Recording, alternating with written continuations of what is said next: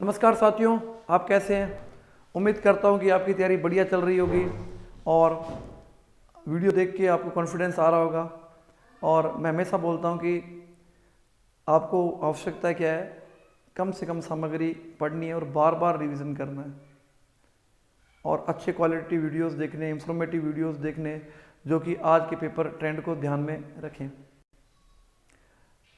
और विशेषकर ये जो शांति काल का जो समय है, जो साथी असिस्टेंट प्रोफेसर की तैयारी कर रहे हैं, स्कूल व्याख्याता के पद अगले बजट में आएंगे और केवीएस पीजीटी के पद, इसके बारे में अपने अलग से एक वीडियो लाएंगे कि इसमें सफलता के लिए क्या करें, क्या आसानी से क्या रणनीति होनी चाहिए कि जो साथी रिजल्ट का वेट नहीं करेंगे, फर्स्ट ग्रेड का रिजल्ट आएगा तो हम तैयारी प्रारंभ करेंगे। ऐसे बहुत से साथी हैं तो वो अपनी तैयारी को प्रारंभ कर दे। अब देखो, जो भी हो, पेपर तो आपने दे दिया है, जैसा भी दे दिया है वो अब आपके हाथ में नहीं है। अच्छा है बुरा जो भी था वो होना था, वो हो चुका। किंतु समझदार मनुष्य वही होता है जो एक पेपर देने के बाद अगली तैयारी में जुड़ जाता है और जब तक अपने फाइनल मंजिल को हासिल नहीं कर लेता तब तक वो रुकता नहीं है, लगातार चलता जाता है। चाहे कछुए की गति से ही चले किंतु लगातार चलते जाता है। और बस अब राजस्थान के इतिहास के जो टॉपिक है, बहुत इंपॉर्टेंट टॉपिक है। आज अपने पुरालेख की बात करेंगे। जो साथ असिस्टेंट प्रोफेसर की तैयारी कर रहे हैं, आरएस प्री की तैयारी कर रहे हैं, सेट विशेषकर सेट की तैयारी कर रहे हैं, इन वीडियोस को जरूर देखें, उनके लिए बहुत ही हेल्पफुल है। और मैंने बहुत ही पॉइंट टू पॉइंट फॉरवर्ड में कवर करने की कोशिश की और उम्मीद दिलाता हूँ कि इससे बार राजस्थान इतिहास का कोई भी प्रश्न नहीं जाएगा। और आप ये सब वीडियो मेरे Telegram channel history by Dheeraj Sharma,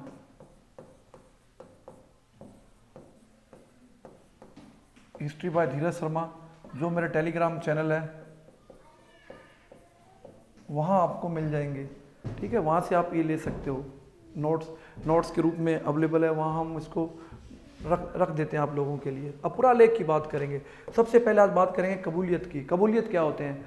कबूलियत एक महत्वपूर्ण बही, ये महत्वपूर्ण बही, इस बही में कबूलियत एक प्रकार की बही होती है। इस बही में राज मतलब राज्य की ओर से कबूलियतनामा लिखा मिलता है। मतलब इस एक महत्वपूर्ण बही है जिसमें राज्य की ओर से कबूलियतनामा लिखा मिलता है, जिसमें व्यक्ति या समुदाय को देखो, ध्यान रखने योग्य बात है, व्यक्ति या समुदाय को लिखित में बांध दिया जाता है। कबूलियत नामा से ही पता लगता है कि भाई एक कुछ लिखित बंधों के द्वारा, कुछ लिखित एग्रीमेंट के द्वारा किसी समुदाय या व्यक्ति को बांध दिया जाता है, जो राज्य की ओर से लिखा जाता है। राज्य की ओर से इस बही में लिखा जाता है। इंपॉर्टेंट है, ध्यान देने की आवश्यकता है। अब तोजी की बात कर लेते हैं। यदि प्रश्न आ जाए, बहुत इंपॉर्टेंट है तोजी, यदि प्रश्न बन जाए कि तोजी क्या है, तोजी क्या है, तो खुले पत्र है। तोजी क्या है? खुले पत्र। देखो, याद रखने की बात यह है, तोजी क्या है? खुले पत्र। देखो इंपॉर्टेंट बनता है। तोजी क्या है? खुले पत्र। तोजी खुले पत्र, इन्हें इकट्ठे कर नत्थियों बंडलों का रूप दिया जाता है। तोजी खुले पत्र हैं, इनको इकट्ठे कर नत्थियों बंडलों का रूप दिया जाता है। ठीक है, अब बात कर लेते हैं तल की। बात कर लेते तल की। तल की इंपॉर्टेंट है, बहुत इंपॉर्टेंट है साथियों।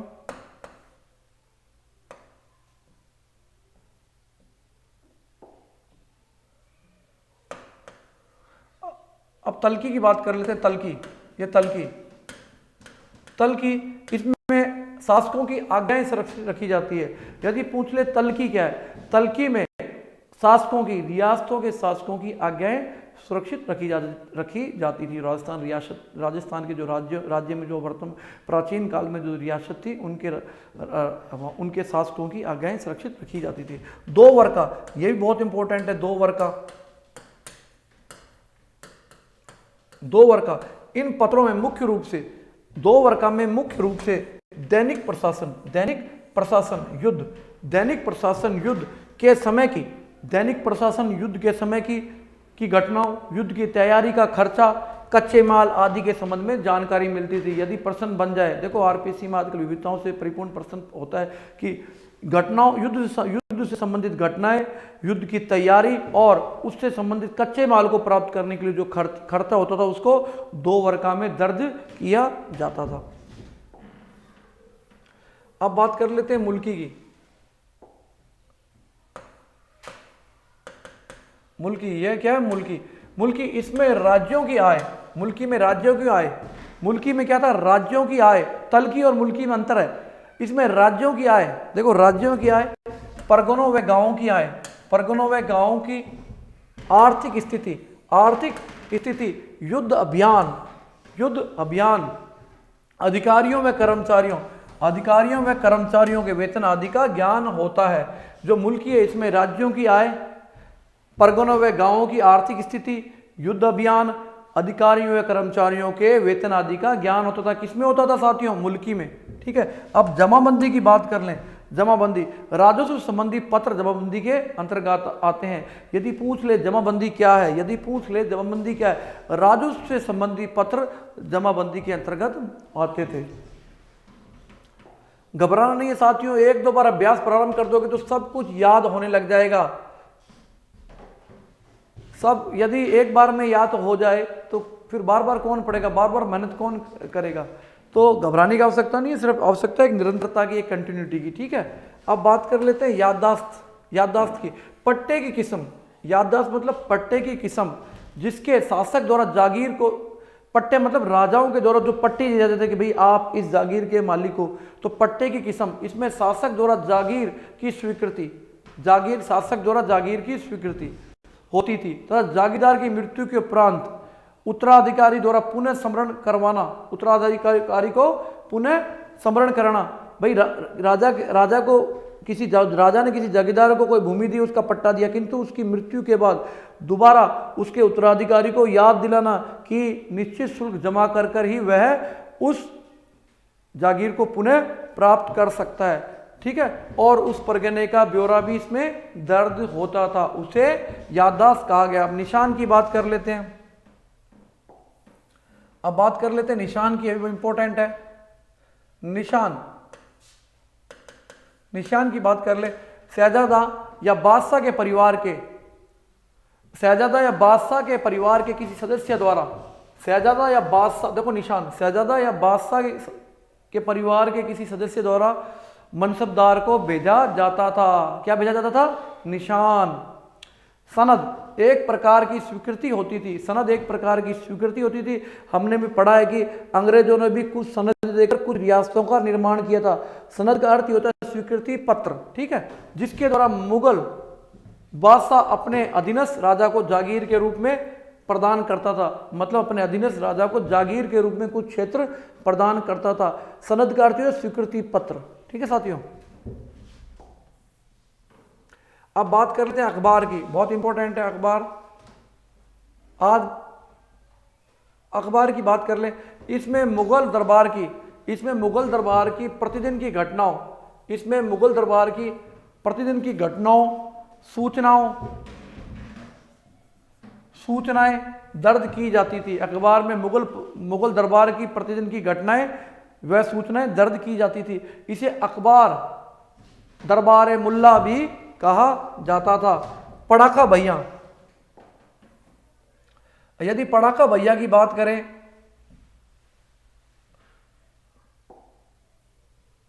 यदि पड़ाका भैया की बात करें,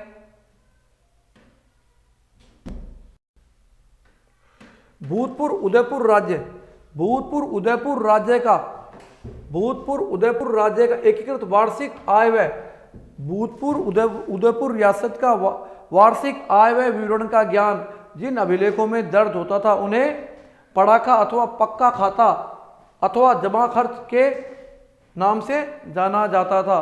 ठीक है, बहुत इंपॉर्टेंट है पड़ाका भैया, बहुत ही इंपॉर्टेंट है। ठीक है, भूतपूर्व उदयपुर राज्य का कुल एकीकृत वार्षिक आय व्यय, कुल एकीकृत वार्षिक आय व्यय मतलब एक्सपेंडिचर एंड रेवेन्यू। ठीक है, विवरण का ज्ञान जिन अभिलेखों के द्वारा होता था उन्हें पड़ाका अथवा पक्का खाता, पड़ाका मतलब उदयपुर राज्य में आय व्यय का वार्षिक विवरण, ठीक है, जिन अभिलेखों में होता था उन्हें पक्का या पड़ाका अथवा जमा खर्च के नाम से जाना जाता था।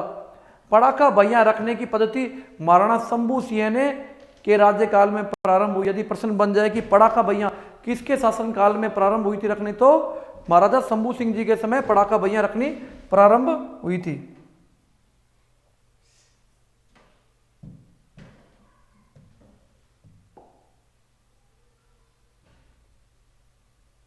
ठीक है, अब बात कर लेते मंसूर की। अब बात कर लेते मंसूर की। अब बात कर लेते मंसूर की। यह भी मंसूर यह भी एक प्रकार का शाही आदेश ही था। यदि प्रश्न बन जाए मंसूर क्या था, मंसूर भी एक प्रकार का शाही आदेश था। क्या था? एक प्रकार का शाही आदेश था। ठीक है, जो कि बादशाह की मौजूदगी में मंसूर भी एक प्रकार का शाही आदेश था, जो कि बादशाह की मौजूदगी में शहजादे द्वारा जारी किया जाता था। बहुत इंपॉर्टेंट है। ठीक है, ठीक है साथियों। अब ख्यात की बात करते हैं। इतिहास लेखन की मुख्य पद्धति, ख्यात को समझ लीजिए। देखो, कथनों के रूप में आ जाते हैं, कई बार कथनों के रूप में आ जाते हैं, और आईएएस में ख्यात के बारे में 3-4 बार प्रश्न आ चुका है। ठीक है, ख्यात लेखन की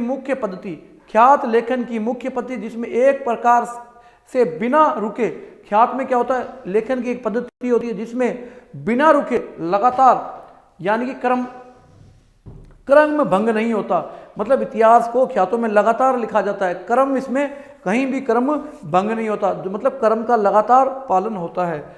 दयालदासरी ख्यात, दूसरे प्रकार की ख्यात में फुटकर बातें प्राप्त होती है। दयालदास की ख्यात और दूसरे प्रकार की ख्यात से फुटकर बातें प्राप्त होती है।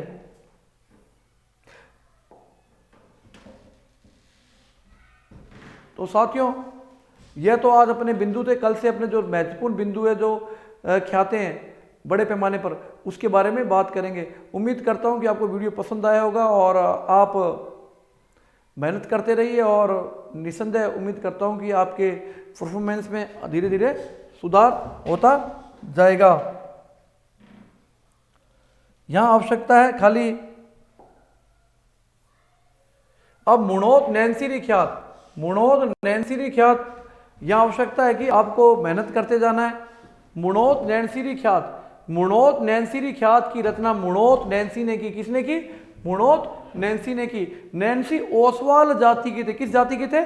ओसवाल जाति के थे। नैन्सी को जोधपुर के महाराजा जसवंत सिंह के कोपभाजन का शिकार बनना पड़ा, और मुणोत नैन्सी का दर्दनाक अंत कहाँ हुआ? जसवंत सिंह की के जो कैद खाने थे वहां पर उन्होंने आत्महत्या कर ली थी। उन प्रताड़नाओं से तंग आकर आत्महत्या कर ली थी। और मुख्य प्रश्न क्या है? वह नैन्सी क्या थे? ख्यात लिखने वाले चारण नहीं थे, वो एक ओसवाल जाति के थे, ओसवाल जैन जाति के थे वो। ठीक है,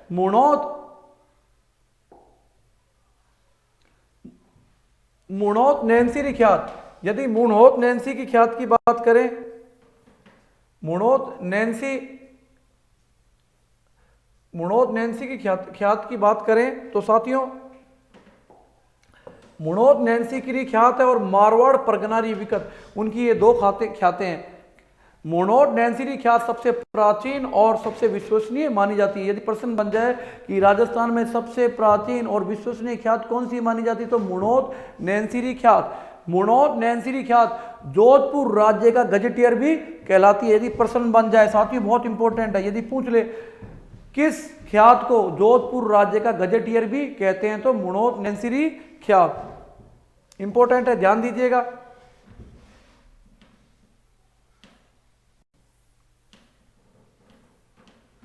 इस ख्यात को, मुणोत नैन्सी ख्यात को प्राचीनतम ऐतिहासिक ग्रंथ भी कहते हैं। राजस्थान के अंदर मुणोत नैन्सी ख्यात को प्राचीन ऐतिहासिक ग्रंथ भी कहते हैं, प्राचीनतम। मुणोत नैन्सी ख्यात का अनुवाद, यदि मुणोत नैन्सी ख्यात का अनुवाद किसने किया? राम नारायण दुग्गड़ ने किया। बहुत इंपॉर्टेंट है, यदि प्रश्न बन जाए कि किसने मुणोत नैन्सी की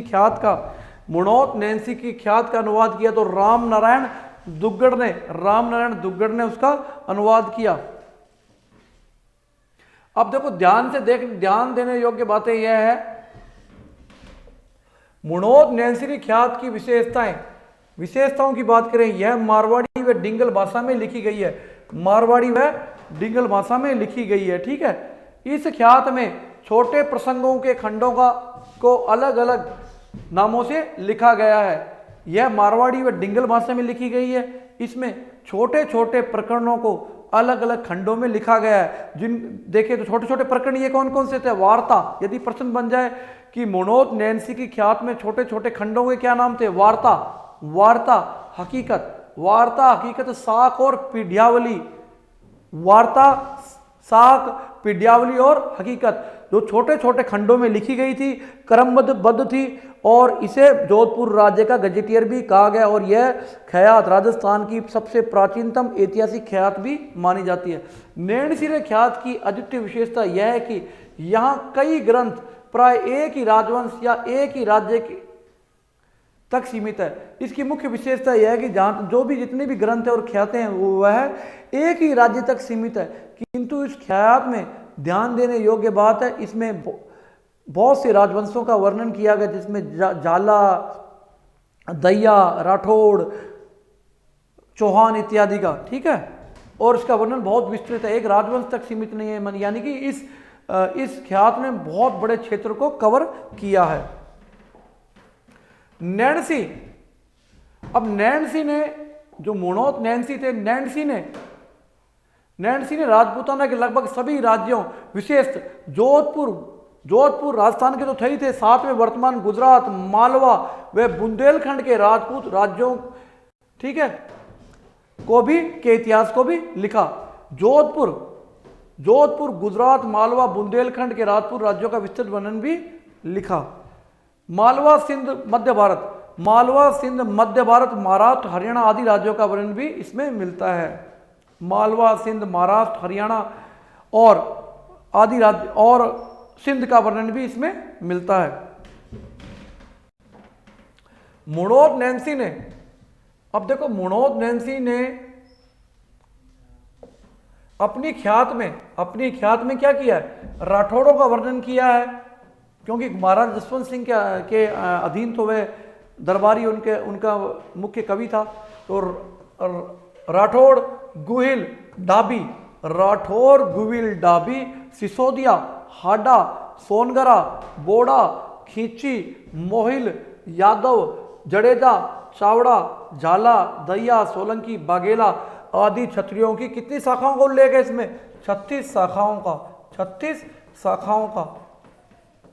यदि प्रश्न बन जाए कि मोनोत नैन्सी की ख्यात में राजपूतों की कितनी शाखाओं का उल्लेख है, तो 36 शाखाओं का। बहुत महत्वपूर्ण एग्जाम में आने के चांस रहते हैं पूरे। ठीक है, अब एक और मुख्य बात है, नैन्सी की ख्यात में वैसे तो दिशाएं 4 होती, किंतु यदि उनको उत्तर पूर्व, उत्तर पश्चिम में बांट दिया जाए, उस हिसाब से उस ख्यात में 8 दिशाओं का वर्णन है। कितनी दिशाओं का?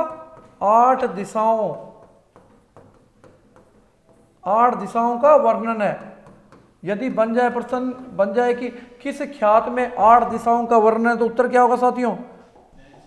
उत्तर होगा 8 दिशाओं, मोनोत नैन्सी की ख्यात। ठीक है, मोनोत नैन्सी की ख्यात में भौगोलिक वर्णन भी उल्लेखित है। मोनोत नैन्सी की ख्यात में भौगोलिक विशेषताओं का, राजस्थान के पहाड़ी क्षेत्र का, पठारी क्षेत्र का, रेगिस्तानी क्षेत्र का, दक्षिण राजस्थान के नदियों आदि का वर्णन है।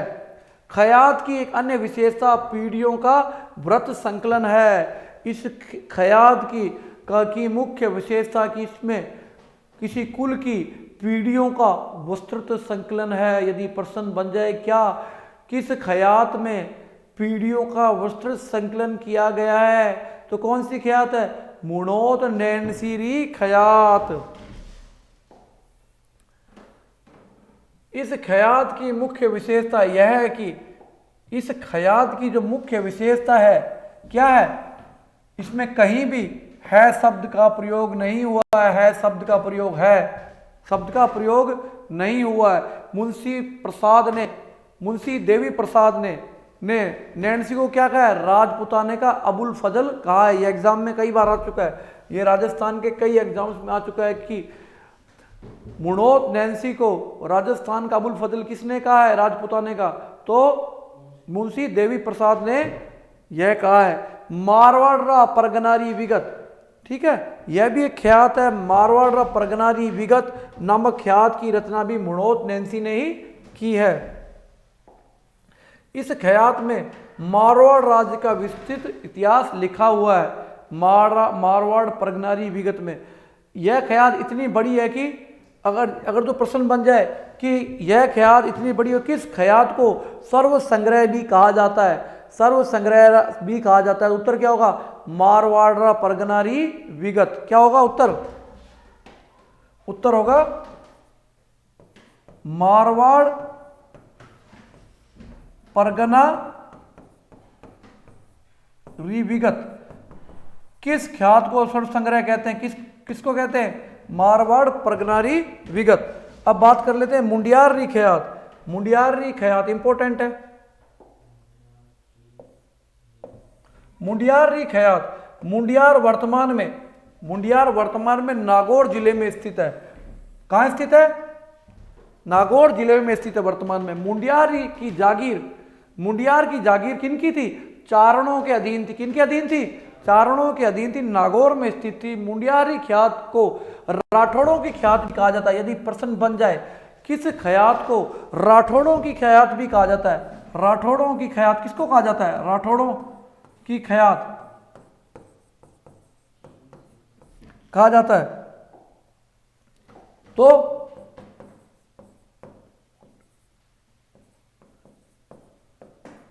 ख्यात, ठीक है। राव सिया द्वारा मारवाड़ राज्य की स्थापना, राव सिया द्वारा मारवाड़ राज्य की स्थापना से लेकर महाराजा जसवंत सिंह की मृत्यु तक का वृतांत इसमें मिलता है। इसमें यह वृतांत मिलता है कि राव सिया ने किस प्रकार मारवाड़ में राठौड़ राज्य की स्थापना करने का जो संकल्प लिया था, वहां से लेकर महाराजा जसवंत सिंह की मृत्यु होने तक की घटनाओं का विस्तृत वर्णन मिलता है। इस ख्यात में देखो बहुत इंपॉर्टेंट है, इस ख्यात में मोटा राजा उदय सिंह ने, अब इस ख्यात में मोटा राजा उदय सिंह ने अकबर के पुत्र सलीम का विवाह अपनी सगी बहन से नहीं कर अपने दत्तक बहन से किया था। इस ख्यात में यह भी उल्लेख मिलता है कि जो मोटा राजा उदय सिंह था उसने अपनी बहन का विवाह, सगी बहन का विवाह सलीम से न कर अपनी दत्तक बहन मतलब अपनी गोद ली हुई बहन से उनका विवाह करवाया था। सीतामऊ के नटनागर संस्थान में यह उपलब्ध है। यह जो ख्यात है वह सीतामऊ के, देखो ध्यान देने योग्य बात है, देखो यहाँ पे एक ध्यान देने योग्य बात है कि ये जो ख्यात है ये सीतामऊ मतलब मध्य प्रदेश में पड़ता है। कहाँ पड़ता है? एमपी में के नटनागर संस्थान में उपलब्ध है मुंडियारी ख्यात। इस ख्यात की यह एक संस्थान है जिसमें यह ख्यात सुरक्षित है। बाकीदासरी ख्यात किसकी? अब बात करते हैं बाकीदासरी ख्यात। बाकीदास का जन्म कहाँ हुआ था? पंचभद्रा परगने में। कहाँ पड़ता है ये? के भांडियावास गांव में हुआ था। विक्रमी संवत 1838 ईस्वी में एक निर्जन चारण परिवार में हुआ था। बाकीदास जोधपुर के महाराजा मानसिंह राठौड़ के दरबारी कवि थे। बाकीदास डिंगल गीत आयो अंग्रेज मुल्क रे ऊपर लिखकर स्वतंत्रता संग्राम, जो कि राजस्थान में 1857 के स्वतंत्र संग्राम में राजस्थान में भी यह 6 छावनियों के माध्यम से और कोटा आदि जो रियासतें थी से काफ़ी हद तक प्रभावित हुई। तो यह जो गाना था आयो अंग्रेज मुल्क के ऊपर, इस गीत को किसने लिखा था? बाकीदास जी ख्यात में बाकीदास ने लिखा था। बाकीदासरी ख्यात, अब देखो ध्यान देने योग्य बात है, बाकीदासरी ख्यात डिंगल व मारवाड़ी भाषा में लिखी गई है। बाकीदासरी ख्यात को जोधपुर की ख्यात भी कहा जाता है। बाकीदासरी ख्यात बातों का संग्रह है। इस ख्यात में जोधपुर व जयपुर की स्थापना का विस्तृत वर्णन मिलता है। यदि पूछ ले किस ख्यात में जयपुर व जोधपुर की स्थापना का विस्तृत वर्णन मिलता है, तो बाकीदास की ख्यात में मिलता है। बाकीदास की ख्यात से यह जानकारी मिलती है बाकीदास के ख्याल से यह भी जानकारी मिलती है कि बीकानेर के महाराजा रतन सिंह ने गया जी में जो बिहार में स्थित है कन्याओं को न मारने की कसम अपने सरदारों से दिलवाई थी, ठीक है, कि वे अपनी कन्याओं का वध नहीं करेंगे। यदि प्रश्न बन जाए, आ जाता है कई बार कि बीकानेर के किस महाराजा ने गया में अपने सरदारों से प्रतिज्ञा कराई थी कि वह अपनी कन्याओं का वध नहीं करेंगे, तो महाराजा रतन सिंह ने इस बात की आण अपने सरदारों को दिलवाई थी। और इस बात का उल्लेख है बाकीदासरी खयात में, इस बात का उल्लेख है। इस खयात में 2000 बातों का संग्रह है। कितनी बातों का संग्रह है? 2000 बातों का संग्रह है। इस खयात में देखो एक और इंपॉर्टेंट बात है, इस खयात में उस समय प्रचलित सिक्कों कौन कौन सा? रुपया, फिरोजशाही और नौरंग आलमशाही और नौरंगशाही का उल्लेख मिलता है। रुपया, फिरोजशाही, यदि पूछ ले कि उस समय की किस खयात में रुपया, फिरोजशाही, आलमशाही और नौरंगशाही सिक्कों का उल्लेख मिलता है, तो कहाँ मिलता है? वह बाकीदास की खयात में मिलता है। बाकीदास की खयात एक आधार ग्रंथ के रूप में सहायक होती है। बाकीदास की जो खयात है वे एक आधार ग्रंथ के रूप में, यानी कि कोई किसी चीज़ को यदि हमें उस कसौटी पर परखना हो, इतिहास में उसकी सत्यता जांचनी हो या उस सूचना का कन्फर्मेशन करना हो, तो बाकीदास की खयात महत्वपूर्ण थी। चारण भाट डाडी आदि विरुद्ध गायक जातियों द्वारा रचित कृतियों को सम्मिलित रूप से चारण साहित्य कहते हैं। यदि पूछ ले चारण साहित्य किसे कहते हैं, तो चारण भाट डाडी आदि जातियों के द्वारा जो रचित कृतियां होती है उसको सम्मिलित रूप से क्या कहते हैं? चारण साहित्य कहते हैं। उम्मीद करता हूं साथियों आपको वीडियो पसंद आया होगा। आप अपने शॉर्ट नोट्स बना लीजिए, मैंने पॉइंट टू पॉइंट आपके लिए ये नोट्स तैयार किए और उम्मीद करता हूँ लगभग सभी मुख्य बिंदु अपनों ने कवर कर दिए। सिर्फ आवश्यकता है कि आप इन्हें ज़बरदस्त तरीके से याद कर लें और अपने हौसले को बुलंद रखें और इतनी मेहनत करें। मैं हर बार बोलता हूँ कि खुद ही को कर इतना बुलंद, खुदा बंदे से पूछे बता तेरी रजा क्या है। मतलब भगवान आए और आपसे पूछे कि आपकी इच्छा क्या है, क्या मैं आपको आरएस बनाऊं, असिस्टेंट प्रोफेसर बनाऊं, सब इंस्पेक्टर बनाऊं, तो आप उस हद की मेहनत कीजिए और अपना जो सपने हैं इस जीवन में, जो भी आपके सपने हैं उसकी पूर्ति सिर्फ और सिर्फ आपकी मेहनत ही करवा सकती है। और मेहनत का कोई शॉर्टकट नहीं होता। यदि मेहनत का शॉर्टकट होता सबसे पहले मैं ही ले लेता उसको। तो मेहनत का कोई शॉर्टकट नहीं होता। सफलता के लिए कोई शॉर्टकट नहीं होता है। यदि सफलता का शॉर्टकट होता सबसे पहले मैं ले लेता, ऐसा नहीं होता है। इसके लिए आपको मेहनत करनी होगी, घबराना नहीं है, चिंता नहीं करनी, बस अपने धुन में मस्ती से लगे रहना है, बस मेहनत करते जाना, रिजल्ट पक्का आपके सामने आएगा, लिख के ले लीजिए। उम्मीद करता हूँ आपको वीडियो पसंद आया होगा। इसे अधिक से अधिक लाइक व शेयर करें ताकि मेरा मनोबल पूरे साल 24 घंटों आपके लिए कार्य करने के लिए बना रहे। आपका सहयोग और स्नेह और प्यार ही है जो मुझे लगातार कार्य करने के लिए ऊर्जावान बनाए जा रहा है। जय हिंद साथियों, वंदे मातरम।